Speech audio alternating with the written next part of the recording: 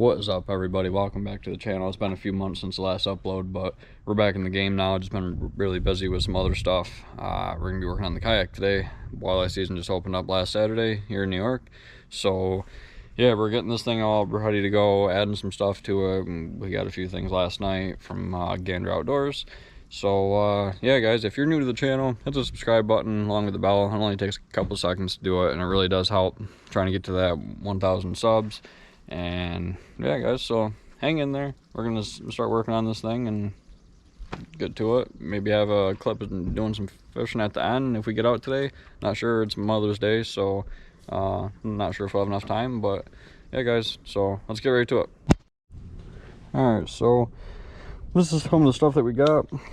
This is Rapala reverse magnetic pliers. So technically right here, those are just magnets, so instead of having a spring, it just has magnets. Never have to worry about the spring breaking, wearing out, or anything. The only problem I'm having with these, though, is not really with the pliers, but this right here. There's nowhere really to put this. You can pop this off and have that. So it could be flat. My whole intentions were to put it like right over here, but it's not really a good way to put it there, you know, and have it still look good, you know. So I'm getting another pair of these, just some of the some braided line scissors, and we end up getting this from Kayak. This has the track piece on it. I forgot what they're called, anyways, and it's retractable. So I don't know where I'm gonna put this. I plan on putting it right there, which would work awesome, but the drawer won't open all the way, so that's out of the question. I might, after changing the fish finder mounting location, plan on putting that like right here on this track and running that all inside, so all the wires and everything, kind of like how this is, but just have it inside the kayak instead, so I can then use the dry pod again, you know. And yeah, so we also have this decal right here. I personally make these. Have a vinyl decal graphics business. Here's some of the Horizon Outdoors. Let me know if you guys want any of those. About $10 for 16-inch, 8 for 12. And if you want any other sizes or whatever, just let me know. I can make them whatever sizes, any font you want, anything like that. So let me know. Hit me up on or leave a comment, message us on Instagram or TikTok as well. We just ended up creating the TikTok last night, so that should help us out with spreading the name and everything. And we're also going to be redoing these cables because, well, not these ones. I already actually have the new ones in.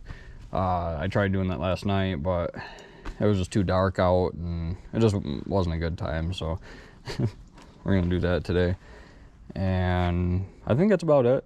We're gonna possibly do something with some of the wiring with the trolling motor, being that this was a tiller handle one.